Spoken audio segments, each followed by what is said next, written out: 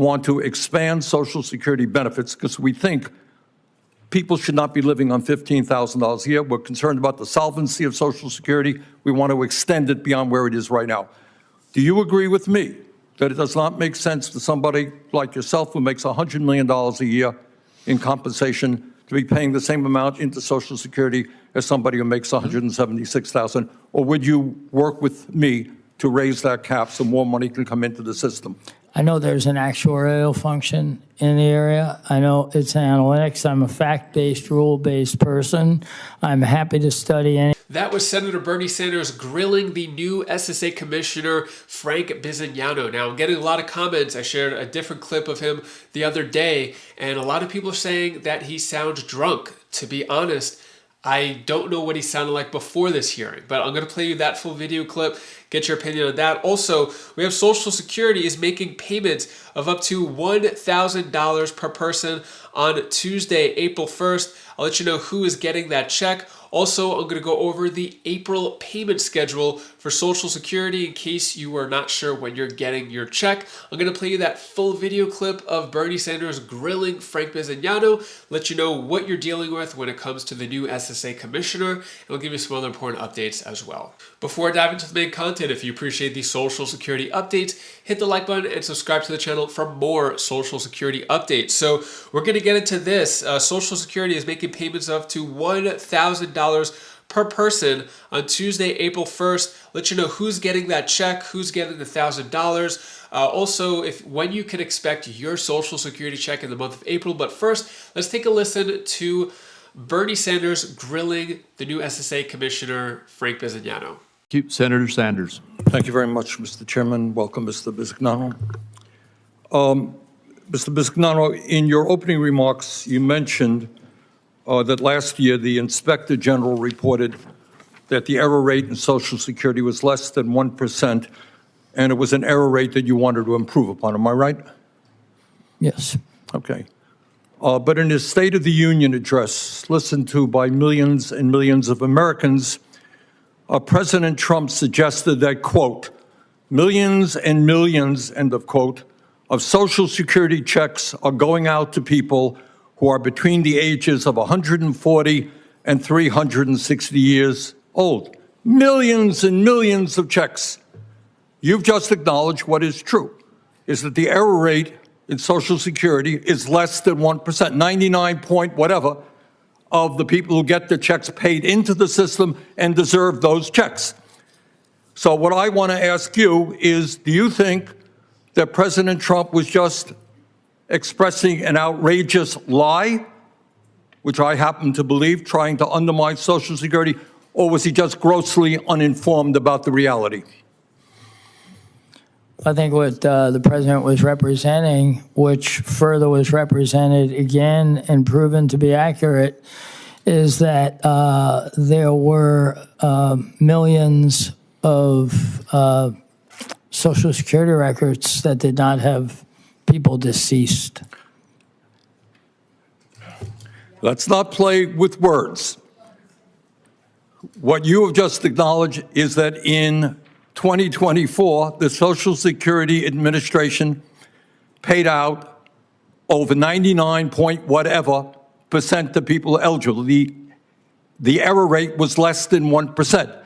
Millions and millions and millions of people 200 or 300 years of age did not get checks. Is that true?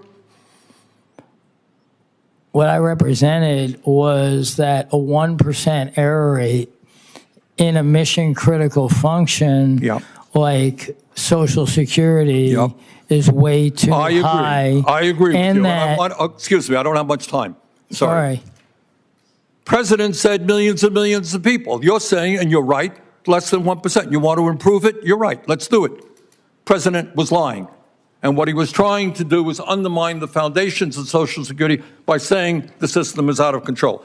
All right, my next question is, Senator Daines made a good point. You call up Social Security today, it's a disaster. Why, if right now it is hard for people to get through in Vermont and all over this country, why do you think the Social Security Administration is now closing down offices and laying off 7,000 employees And we have heard from Mr. Dudek that he wants to cut up to half of Social Security's workforce. When the department is now understaffed, people can't get through. Do you think it makes sense to lay off half the staff? First and foremost, I'm not there, sir. Just answer the question, please. Do you think it makes sense? I know you're not there. Do you think it makes sense to lay off half of the staff when right now it is at a 50-year low in terms of staffing? Well, I don't know where Mr. Dudek gets his information from, and I don't communicate with Mr. Dudek. I'll just ask you, I mean, I think what Mr. Senator Dane said was right. Tough to get through right now. I think common sense would suggest that when it's bad now, you don't lay off half your staff. Would you agree with me? I believe that we can drive efficiency for the rest of our life.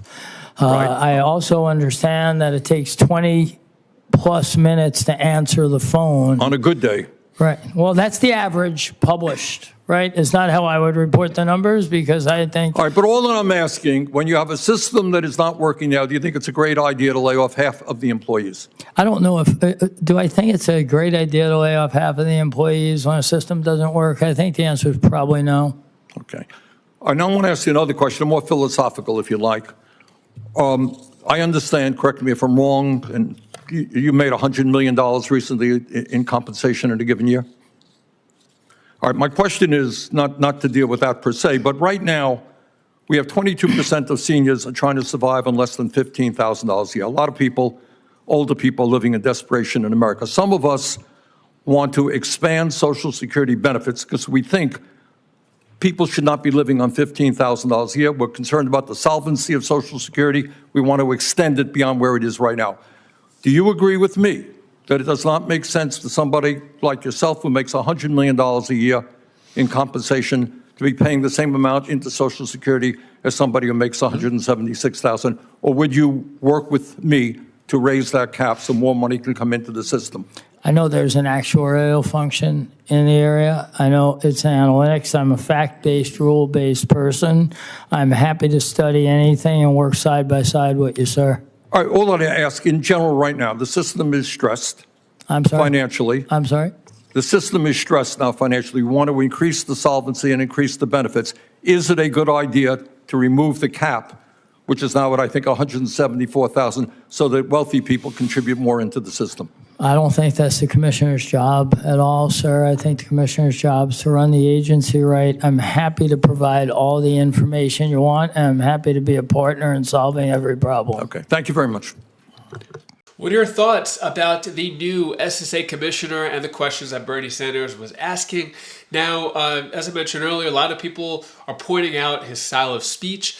Now, Frank Bisignano is more of a business person compared to the previous SSA commissioner, Martin O'Malley, who was a polished politician who was a governor of Maryland. So, obviously he was a better speaker. Now, to be honest, I'm not really sure about, Frank Bisignano has a good resume. He's been in a lot of businesses and leadership and all of that. So I'm not sure what the reason is for his style of speech, which is unique, but I don't know. A lot of people have been pointing more about his style of speech than and relating it to his competency compared to other things. So I'm not really sure what's going on there. But let me know your thoughts on that. Let's get into this. Social Security is making payments of up to $1,000 per person on Tuesday, April 1st. Who is getting this check? Well, this is going to SSI. So we're going to see who's getting these SSI checks. If you received your SSI checks in March, you're actually going to get the same amount for April. Some people, again, as high as $1,000. So that's when the SSI checks are going out. Now, when it comes to the actual April schedule, I'm going to pull that up. But so it looks like April 1st is going to be for SSI recipients. April 3rd is for retirees receiving benefits before May 1997 and those collecting both SSI and retirement benefits. Then we have April 9th, which is actually my birthday. Those born between the 1st and the 10th of any month are going to receive their checks on April 9th. And then those born between the 11th and the 20th are going to receive their checks on April 16th. And then those born between the 21st and the 31st are going to receive their checks on April 23rd. So that's the payment schedule for April. So give you an idea of when you could receive your Social Security check. And that is all the news that I have for today to hopefully brighten your day a bit. Here's my daughter Bella's tip of the day. Hi guys, this is Bella. This is the tip of the day.